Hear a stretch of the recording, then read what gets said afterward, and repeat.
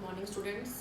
आज का जो हमारा टॉपिक है वो हम दूसरा टॉपिक फर्स्ट यूनिट का शुरू कर रहे हैं। नाम है the drainage system of India.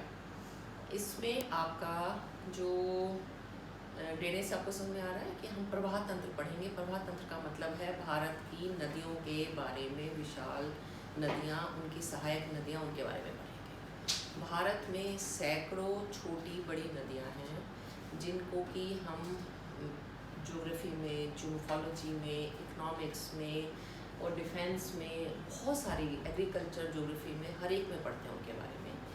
जो आज मैं जब इन नदियों के बारे में डिटेल में आपको पढ़ाऊँगी तो पहले हम इसकी इम्पोर्टेंस देखते हैं कि नदियों की हमारे लिए क्या इम्पोर्टेंस है। इरिगेशन में, ड्रिंकिंग वाटर में, इनलैंड रिवर ट्रांसपोर्टेशन में, हाइड्रोइलेक्ट्रिसिटी में, फिशिंग में और अर्बनाइजेशन में ये नदियाँ हमारे को अनेक तरह से मदद करती हैं। इसके बाद डोमेस्टिक हमारा जो यूज़ है पानी का, उसके लिए नदियाँ बहुत सहायक हैं। इसको अगर आप मेरे से पूछेंगे तो मैं बताऊंगी कि पूरे भारत की अगर जितना उस भारत में नदियों का, सिर्फ इंडियन टेरिटरी में, क्योंकि जब आप नदियाँ देखते हैं तो नदियों की कोई boundary, they don't follow the boundaries of the nations. Like Indus River, it starts from Tibet, then enters India and then it goes down into Pakistan. Same is with Brahmaputra. पूरा आपका तिब्बत को फ्लो करते हुए तो ये यहाँ से India में आकर और उसके बाद ये बांग्लादेश में जाकर गिरती है। तो अगर हम बात करेंगे कि इंडियन टेरिटरी में जितना रिवर्स का बेसिन है उनका पानी का contribution, almost 33% of contribution is from Brahmaputra river, almost 25% is from Ganga, then 6.4% is from Godavari, 4.3% is from Indus. Indus river ये वाली रिवर है, लेकिन ये क्योंकि इसका बहुत कम एरिया भारत में है, सारा पाकिस्तान में है और कुछ तिब्बत में है, इसलिए ये भारत के पानी में it contributes only 4.3%. Mahanadi is 3.6, Krishna is 3.4 and Narmada is 2.9, and the remaining 20.4% is contributed by other rivers. तो अगर आप पूछते हैं पूरे भारत में 33 यानी 1/3 जो पानी contribution is from Brahmaputra, 1/4 is from Ganga, 20% छोटी छोटी नदियों से और जो बाकी जो मैंने बीच की नदियाँ बताई हैं बाकी उनसे आता है। ड्रेनेज सिस्टम ऑफ इंडिया में अगर आप मेरे से जब हम शुरुआत करेंगे तो इसको मैं बहुत तरीके से पढ़ा सकती हूँ। बड़ी नदियाँ, छोटी नदियाँ, बीच की नदियाँ। उसका मतलब है size of the catchment area कि एक नदी कितने बड़े एरिया को ड्रेन करती है। इसमें मैं आपको 2-3 टर्म्स बताना चाहूँगी। Mouth is from where the river starts, source. इसके अलावा पहले मैं आपको कैचमेंट एरिया बताऊँगी। कैचमेंट एरिया वो एरिया होता है जहाँ से पूरे से पानी आता है नदी के पूरे ट्रिब्यूटरीज में, सब ट्रिब्यूटरीज में और मेन रिवर में। और जैसे अब इंडस का देखेंगे, this is all the catchment area of Indus, this is catchment area of Ganga Yamuna, this is catchment area of Brahmaputra. तो कैचमेंट के हिसाब से जो नदियाँ 20,000 स्क्वायर किलोमीटर से ज़्यादा बड़ा कैचमेंट एरिया कवर करती हैं वो बड़ी नदियाँ कहलाती हैं। 20,000 से 2,000 स्क्वायर किलोमीटर की छोटी और 2,000 स्क्वायर किलोमीटर से कम की को हम माइनर, बीच वाली को बड़ी, बीच की मध्यम और उसको माइनर रिवर बेसिन कहते हैं। ओरिजिन का मतलब होता है कि भारत में बड़ा क्लियर कट ओरिजिन है। क्या नदियाँ हिमालय पर्वत से आई हैं या पेनिनसुलर प्लेटू से है। हिमालय पर्वत से 3 मुख्य नदियाँ हैं, एक का नाम है सिंधु नदी, एक का नाम है गंगा और उसकी सहायक नदियाँ, और तीसरी है ब्रह्मपुत्र नदी। जो पेनिनसुलर प्लेटू है उसमें 2 बड़ी नदियाँ हैं, नर्मदा और तापी, जो पश्चिम की तरफ जाती हैं। उसके अलावा माही, साबरमती भी है। और यहाँ पर जो रिवर्स हैं वो है महानदी, गोदावरी, कृष्णा और कावेरी, जो पूरब की तरफ बहती हैं। उसके बाद है आपका, ये आपकी 2 तरह की नदियाँ हैं, हिमालयन ओरिजिन की या पेनिनसुलर ओरिजिन की। एक और है जिसको हम कहते हैं ओरिएंटेशन ऑफ द रिवर्स, कि वो किस समुद्र में गिरी। हमारे अरब सागर में गिरने वाली 3 प्रमुख नदियां हैं। सबसे पहली इंडस, जिसके साथ वो 5 नदियों के समूह को लेकर जाती है, झेलम, चिनाब, रावी, ब्यास एंड सतलुज। उसके बाद आपकी नर्मदा और तापी अपने साथ कुछ नदियों को लेकर जाती है और छोटी छोटी नदियां हैं। बे ऑफ बंगाल में हमारी सबसे बड़ी नदी है वो है गंगा और ब्रह्मपुत्रा का इकट्ठा डेल्टा बनाती है, फिर महानदी, फिर गोदावरी, फिर कृष्णा और फिर कावेरी। तो ये है आपका ओरिएंटेशन टू द सी कि नदी किस तरफ जाकर गिरी है। इसके बाद अगर आप पूछेंगे तो हमारा मैं बांटूंगी कि 77% of water goes to the Bay of Bengal and only 23% water goes into the Arabian Sea. हमारी इंडिया में जितनी भी नदियां हैं उनका लगभग 90% जो पानी है वो नदियां ले जाकर बे ऑफ बंगाल में गिरा देती हैं। इसके बाद अगर आप बात करेंगे वाटरशेड की, तो हमारा जो वाटरशेड है वो है 2736 किलोमीटर बड़ा, जो चलता है वेस्टर्न घाट, अजंता, मैकाल, ये पहाड़ी होते हुए और पूरा आपका हिमालय के शिवालिक हिल्स तक, विंध्याचल, अरावली से होकर ये पूरा का पूरा हरिद्वार का जो एक ये हमारा एक वाटरशेड बनता है ऐसे करके, जो कि पानी को डिवाइड करता है। इस पर से कुछ नदियाँ इधर चली जाती हैं, कुछ इधर चली जाती हैं, कुछ इधर चली जाती हैं, कुछ इधर चली जाती हैं। तो ये मैंने आपको एक छोटा सा शो का इंट्रोडक्शन दिया है जिसका है the drainage system in India या ड्रेनेज पैटर्न ऑफ इंडिया, जिसमें हम बताएंगे कि भारत का पोहा तंत्र कैसा है, भारत में नदियाँ कैसी हैं, जिसमें बताएंगे टोटल हमारी सैकड़ों नदियाँ हैं जिनमें से कुछ प्रमुख नदियाँ हैं, भारत में कितना कौन कौन सी नदी का पानी का कंट्रीब्यूशन है। इसको मैं 3 भागों में 3 तरह से बांट सकती हूँ, नदियों के साइज़ के हिसाब से, बड़ी, मध्यम तथा छोटी। नदी किस तरफ गई है, यानी कि अरब सागर में या बंगाल की खाड़ी में। और तीसरी तरह है कि नदी कहाँ से निकली है, हिमालय पर्वत से या पेनिनसुलर से। उसके बाद आप बताएंगे थोड़ा सा कि हमारा 77% ऑफ जो वाटर है रिवर्स का वो इधर जाता है और 23% इधर जाता है, और हमारा जो वाटर शेड है 2736 किलोमीटर का, वो इस तरह से नदियों को 2 तरफ, ईस्ट और वेस्ट की तरफ डिवाइड कर देता है। अब एक और छोटी सी टॉपिक इसमें बहुत थोड़ा लिखेंगे, जिसका नाम हम शुरू करें द हिमालयन रिवर सिस्टम्स के बारे में। आज मैं हिमालयन रिवर सिस्टम में सिर्फ इंडस रिवर को कवर करूँगी, सिंधु नदी को कवर करूँगी। तो इसमें आता है कि हिमालय पर्वत में किन नदियों की उत्पत्ति कैसे हुई। जो हिमालय पर्वत से निकलने वाली नदियाँ हैं उनको हम पूर्ववर्ती नदियाँ या इंग्लिश में एंटीसीडेंट रिवर्स कहते हैं। एंटीसीडेंट रिवर्स वो रिवर्स हैं जो हिमालय पर्वत के ऊपर उठने से पहले से बह रही हैं। हुआ क्या कि नदियाँ पहले से बह रही थी, हिमालय उठना शुरू हुआ, नदियों ने जैसे जितना वो ऊपर उठ रहा था नदी उनको साथ साथ में, ऐसा नहीं होता है बेटा कि रातों रात आप सुबह उठे आपने देखा अरे हिमालय पर्वत कहाँ से आ गया। लाखों साल लगते हैं, नदियाँ उनको साथ साथ में काटती रही, हिमालय ऊपर उठता रहा। जितनी ज़्यादा हिमालय की चोटियाँ ऊपर उठी, नदियों ने अपना रास्ता उतना स्टीप कर दिया, और वहाँ पर इतने बड़े विशाल खड्ड, जिनको हम इंग्लिश में गॉर्ज कहते हैं, वैलीज हैं, very very huge gorge of all Himalayan rivers prove that all these rivers are antecedent rivers. वो नदियाँ जो हिमालय पर्वत के होने से पहले से ही बही जा रही हैं।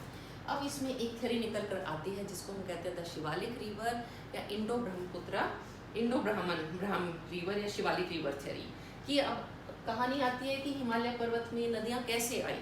तो उन्होंने बताया कि एक रिवर थी जो ब्रह्मपुत्र से लेकर गंगा यमुना को लेकर और इंडस से लेकर यहाँ जाकर गिरती थी, जिसको शिवालिक रिवर, क्योंकि वो शिवालिक की जगह बहा करती थी, या इंडो ब्रह्मा का मतलब है ब्रह्मपुत्र से लेकर इंडस तक। यानी अब जो नदियाँ ये वाली सारी इधर बह रही हैं, उन्होंने कहा नहीं, ये सब नदियाँ ब्रह्मपुत्र से लेकर ऐसे शिवालिक की जगह यूँ बहती थी और जाकर गिर जाती थी। ये एक पहली थ्योरी है जिसमें इन्होंने, किसी ने इसको शिवालिक रिवर का नाम दिया, किसी ने इंडो ब्रह्मा का नाम दिया, और उन्हें लगा कि वक्त के साथ साथ जब शिवालिक पर्वत ऊपर उठा तो कुछ नदियाँ इधर चली गई, कुछ नदियाँ इधर चली गई। लेकिन ये थ्योरी ज़्यादा अप्रूव नहीं की गई है, ज़्यादा एक्सेप्टेड नहीं है।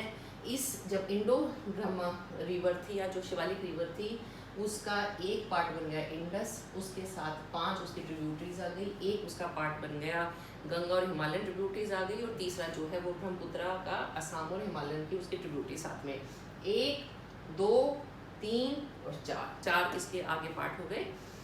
ये क्यों हुआ? क्योंकि जैसे हिमालय पर्वत ऊपर उठने लगा, नदी की जगह शिवालिक पर्वत आने लगा, और जो इंडो ब्रह्मा रिवर थी वो हेड टूवर्ड्स इरोजन कर रही थी, अपर्दन कर रही थी। इतना डीप में जाने की जरूरत नहीं है, सिर्फ आप ये बताएंगे कि ये एक शिवालिक रिवर थी जिसको इंडो ब्रह्म रिवर भी कहा जाता था। ये यहाँ से यहाँ तक बहती थी, ये इसमें सारी नदियाँ मिली हुई थी, और वक्त के साथ हिमालय पर्वत के ऊपर उठने से शिवालिक की जगह पर, रिवर की जगह पर शिवालिक रेंज आ गई। और उस टाइम पर जो उनका सोचना है वो ये है कि जो यमुना नदी थी वो इंडस की ट्रिब्यूटरी थी। ट्रिब्यूटरी को हिंदी में सहायक नदी कहते हैं। तो ये इंडस की ट्रिब्यूटरी थी, वक्त के साथ ये सरस्वती की ट्रिब्यूटरी बनी, कुछ टाइम तक ये घग्गर रिवर के नाम से बही, और फिर बाद में रिवर गंगा ने इसको कैच कर लिया और अब ये रिवर गंगा की ट्रिब्यूटरी है। यमुना की बात कर रही हूँ मैं। लेकिन इस पूरी थ्योरी को ज़्यादा लोग एक्सेप्ट नहीं करते हैं, उन्हें ये ज़्यादा समझ में नहीं आती है, और इसलिए इस जो आपकी है इसको खारिज किया जाता है और ये कहा जाता है कि नहीं, ये ज़्यादा हमारे को ज़रूरी नहीं कि ये पूरी शिवालिक की जगह पर एक रिवर ने ही इसको बनाया हो, अपने सेडिमेंट से जमा करके, अलग रिवर्स के साथ सेडिमेंट्स के साथ जमा होकर बनी हुई है। और जो इसके बाद आपका इसमें एक और भी है कि इसमें जो सतलुज का अपर कोस्ट है वो इसमें ज़्यादा फिट नहीं होता है, आदि इसमें ज़्यादा इन लोगों को गंगा डेल्टा और असम का जो डेपोजिशनल हिस्ट्री है वो इसमें फिट नहीं होती है, तो इस थ्योरी को ज़्यादा एक्सेप्ट नहीं किया गया है। दूसरा है जिसका नाम है मल्टीपल रिवर थ्योरी, वो यही है कि हिमालय पर्वत अनेक नदियों के डिपोजिशन, ये नीचे शिवालिक रेंज बनी है, इसमें से अनेक नदियाँ निकली जो हम पढ़ते हैं, जो हमें सही जचती है। तो ये आपकी इंट्रोडक्शन ख़त्म हो गई, जिसका नाम है कि भारत के प्रवाह तंत्र के बारे में विस्तार पूर्वक लिखिए, और फिर आ जाएगा किसी एक तंत्र के बारे में लिखिए। अब इसमें जो मैंने आपको जितना बताया वो आपकी इंट्रोडक्शन थी। अब हम एक तंत्र को उठा रहे हैं जिसका नाम है इंडस रिवर सिस्टम, जिसको हम हिंदी में कहते हैं सिंधु नदी का प्रवाह तंत्र। अब आप इसको समझेंगे कि हिमालय पर्वत में 3 प्रवाह तंत्र है, इंडस रिवर, गंगा और ब्रह्मपुत्रा, जो आपके सिलेबस में है। इन तीनों की अनेक ट्रिब्यूटरीज है। जब मैं इंडस की बात करती हूँ तो इंडस बहुत दुनिया की सबसे बड़ी नदियों में से एक है, सबसे पुरानी नदियों में से एक है। वो इतनी इम्पॉर्टेंट है कि उसके नाम पर इंडिया का नाम रखा गया है। वो इतनी इम्पॉर्टेंट है कि उसके नाम पर इंडस वैली सिविलाइजेशन, सिंधु घाटी की सभ्यता जिसको हम पढ़ते हैं, वो पूरी की पूरी सभ्यता यहाँ पर हमारे को मिली थी, और इसके बारे में हम इसको नाम दिया गया है वैली के रिवर के नाम पर। और ये जो रिवर है इसको हिंदी में सिंधु नदी, संस्कृत में सिंधु नदी, ग्रीक भाषा में इसका नाम इंडस से रिलेटेड कुछ ऐसे पड़ता था। तो ये अनेक भाषाओं में इसको पुराने टाइम से इसको नाम दिया गया है। ये one of the largest river of the world है।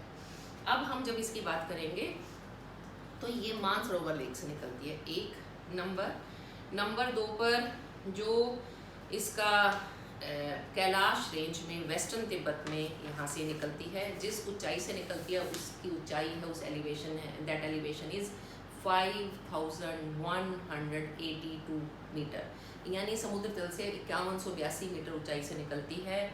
ये अपने सोर्स से, जहाँ से निकली है वहाँ से ये बहते हुए, जहाँ से निकलती है उसको सोर्स कहते हैं, मुहान स्रोत, और जहाँ पर गिरती है उसको हिंदी में मुहाना और इंग्लिश में माउथ कहते हैं। तो इतने सोर्स से 257 किलोमीटर। मैं आपको एक चीज़ बताना चाहूँगी बेटा, जहाँ ये जैसे अब मैं जो बात कर रही हूँ, ये मैं यहाँ पर, ये यहाँ से मानसरोवर लेक से निकलती है, तो ये जो इंडस रिवर है आपकी, ये देखिए यहाँ से निकली, हर रिवर निकलने के बाद ये वाली जितनी भी हैं ये नॉर्थ वेस्ट में ऊपर चढ़ती है, क्योंकि फ्लो ऐसा है उस तरफ। तो ये इंडस रिवर नॉर्थ वेस्ट में 257 किलोमीटर चलने के बाद फिर इंडिया में घुसती है। पहले तिब्बत में चलती है, तो ये 257 किलोमीटर चलने के बाद ये इंडिया में आती है, और ये उसके बाद जस्कार और लद्दाख रेंज, अब आपको सब इन रेंज का पता है, जस्कार और लद्दाख रेंज के बीच में से ये बहती है। लेह जो शहर है, लेह लद्दाख, तो लेह टाउन के आसपास अगर आप बच्चे गए हैं तो पूरा लेह में जब भी आप घूमते हैं, आपके साथ साथ कभी इधर इंडस है कभी इधर इंडस है, क्योंकि ये पूरे लेह का सर्कल उसके आसपास घूमते हुए निकलती है। यहाँ पर इसको 2 प्रमुख नदियाँ और मिलती हैं, एक का नाम है जस्कार रिवर और दूसरी है श्योक रिवर। इन तीनों नदियों का जहाँ संगम है, आपको वहाँ पर भी घुमा कर लाया जाता है। तीनों का अलग अलग रंग दिखता है, पता चलता है तीनों नदी यहाँ पर इकट्ठी मिल रही हैं। तो जस्कार रिवर, श्योक रिवर SHYOK, और तीसरी लेह आपकी इंडस रिवर, तीनों मिलकर फिर इंडस के नाम से आगे चलती हैं, लेह लद्दाख, लेह के आगे से। उसके बाद ये नंगा पर्वत को क्रॉस करने के बाद दक्षिण की तरफ मुड़ती हैं, यानी जैसे ये यहाँ पर पहुँची और यहाँ पर करने के बाद ये नीचे की तरफ मुड़ना शुरू कर देती है इंडस रिवर, और फिर ये प्लेन एरिया में घुसती है 610 मीटर की हाइट पर। जगह का नाम है अटॉक, जहाँ पर ये जाकर प्लेन एरिया में एंटर करती है। अब तक ये हिमालय पर्वत में घूम रही थी, फिर ये यहाँ पर पहुँचती है। यहाँ पर इसको काबुल नदी जो अफगानिस्तान से आती है वो आकर इसको ज्वाइन कर लेती है। ये काबुल नदी है, ये आकर इसको ज्वाइन करती है और ये दोनों मिलकर फिर ये मिठानकोट जो है, जो कि समुद्र से 805 किलोमीटर दूर है, वहाँ पर पहुँचकर ये आपका बारी दोया यहाँ पर मिठानकोट के पास ये है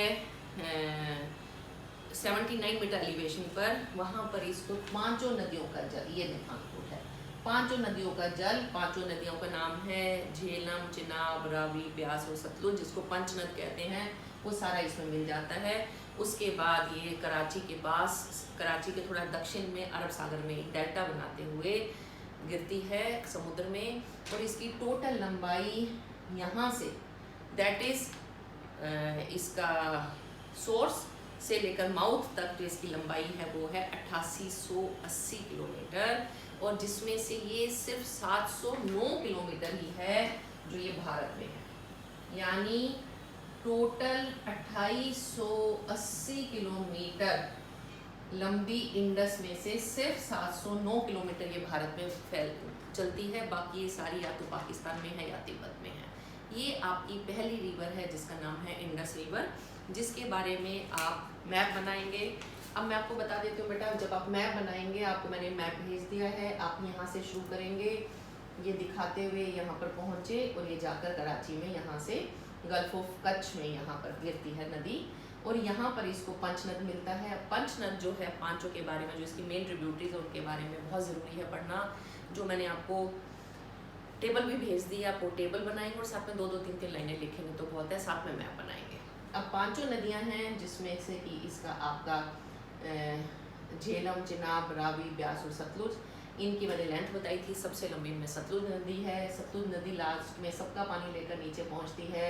सतलुज नदी है वो लगभग वहीं से निकलती है, ये देखें ये मानसरोवर लेक है, यहाँ से सिंधु नदी निकल रही है, यहाँ से सतलुज निकल रही है और यहाँ से ब्रह्मपुत्रा, तीनों नदी बिल्कुल पास पास से निकलती हैं। दो ऊपर नॉर्थ वेस्ट की तरफ चली जाती हैं और जो एक नदी है वो आपकी ईस्ट की तरफ चली जाती है, ब्रह्मपुत्रा रिवर।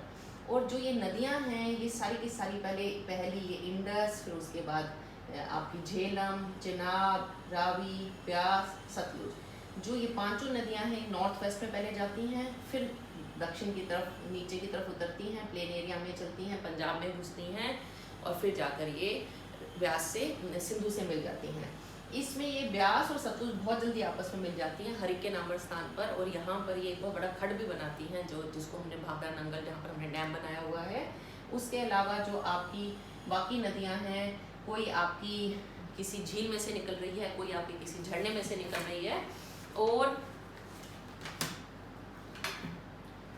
एक आपकी ब्यास कुंड से है जो ब्यास रिवर निकलती है। और मैं थोड़ा सा आपको 2-2 लाइनें इसके बारे में बता भी देती हूँ और आप इसके बारे में जो मैंने टेबल बताई है वो ज़रूर लिखेंगे और साथ में मैप बनाएंगे।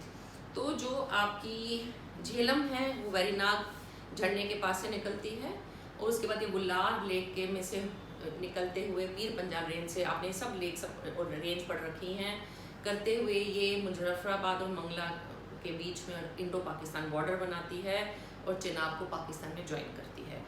जो चिनाब है वो जम्मू कश्मीर के पास से निकलती है। 2 रिवर्स हैं, चंद्र और भागा, हिमाचल प्रदेश की। हिमाचल प्रदेश में इनको चंद्रभागा के नाम से कहते हैं। ये पीर पंजाल में से निकलने के बाद फिर ये दक्षिण की तरफ मुड़ती हैं और फिर ये प्लेन एरिया में अखनूर के पास मैदानों में घुस जाती है चिनाब रिवर। जो रावी है वो रोहतांग पास से निकलती है, इसके बहुत ही फेमस कुल्लू वैली में से निकलते हुए ये और धौलाधर रेंज से करते हुए माधोपुर के पास पंजाब के प्लेन एरिया में एंटर करती है, इंडो पाकिस्तान का बॉर्डर बनाती है। बहुत ही इंपॉर्टेंट नदी है ये और ये जाकर इसकी टोटल लेंथ है 725 किलोमीटर और ये चिनाब को पाकिस्तान में मुल्तान के पास ज्वाइन करती है। ब्यास नदी जहाँ मैंने आपको बताया रोहतांग पास में ब्यास कुंड से निकलती है, ये मनाली और कुल्लू की वैली के लिए बहुत ही पॉपुलर है, सॉरी ब्यास पॉपुलर है। और ये धौलाधर रेंज में से गौज में से निकलते हुए तलवाड़ा के करीब पंजाब में प्लेन एरिया में एंटर करती है और सतलुज को हरीके के पास 615 किलोमीटर चलने के बाद बहने के बाद ज्वाइन कर लेती है। सतलुज है वो 4570, इन सब में सबसे बड़ी नदी सतलुज नदी है। ये इतनी ऊंचाई पर है ऑलमोस्ट जितनी पर आपकी सिंधु नदी, वो 5182 पर निकलती है, 4570 मीटर की ऊंचाई पर तिब्बत में से निकलती है, मानसरोवर लेक से जुड़ी हुई एक नदी, ये एक लेक से निकलती है, हिमाचल प्रदेश में शिपकीला पास से निकलते हुए नीचे की तरफ आते हुए हिमालय रेंज को काटते हुए पंजाब में भाखड़ा डैम इसके ऊपर बना हुआ है, रूपनगर के पास ये पंजाब में से वेस्ट की तरफ मुड़ जाती है, ब्यास इसको हरीके पर ज्वाइन करती है। इसकी टोटल लंबाई 1440 किलोमीटर है और ये आगे जाकर रावी, चिनाब, ब्यास और झेलम सबका पानी लेकर पाकिस्तान के मिठानकोट के पास इंडस को ज्वाइन करती है और बाद में इंडस का एक रूप लेते हुए नीचे गिर जाती है। ये आपका पहला रिवर सिस्टम खत्म हुआ है, पार्ट हिमालयन रिवर्स का, जिसका नाम है इंडस रिवर सिस्टम। अगर ये आएगा तो आप इन पांचों पंचनद और साथ में इंडस का मैप बनाएंगे, इनकी टेबल बनाएंगे, कहाँ से निकलती हैं, कितनी हाइट से निकलती हैं, कितनी लंबाई है, कब प्लेन एरिया में एंटर करती है, किस रेंज को क्रॉस करती है, कहाँ पर खड़ बनाती है, किस देश में जाकर गिरती है, सोर्स क्या है, माउथ क्या है, ये सारा कुछ इनके बारे में लिखेंगे। अब मैंने इसको और भी अगर आपने डिटेल में पढ़ना है इनके बारे में तो थोड़ा इसमें आप इस बुक से ले सकते हैं, काफ़ी डिटेल में दिया हुआ है, लेकिन मैंने इसमें से आपको इंट्रोडक्शन और इंडस इसमें से कराया है, बाकी मैंने आपको दूसरी बुक में से कराया है, क्योंकि इतना अगर आप लिखाएंगे तो that will be more than sufficient. So this is your topic 2 part 1, that is Indus river system. Next I'll put the video of Ganga river system, in which I'll talk about Ganga and its tributaries, Yamuna and its tributaries. फिर तीसरा आएगा आपका Brahmaputra river system. ये तीनों करने के बाद आपका पहला हिमालयन रिवर्स का टॉपिक खत्म हो जाएगा। फिर हम उसके बाद करेंगे पेनिनसुलर का, जिसमें हम दो है, east flowing and west flowing, वो हम इसके बाद करेंगे। तो ये आज आपका एक टॉपिक खत्म हुआ है छोटा सा, जिसका नाम है सिंधु नदी तथा उसका अपवाह तंत्र। Thank you.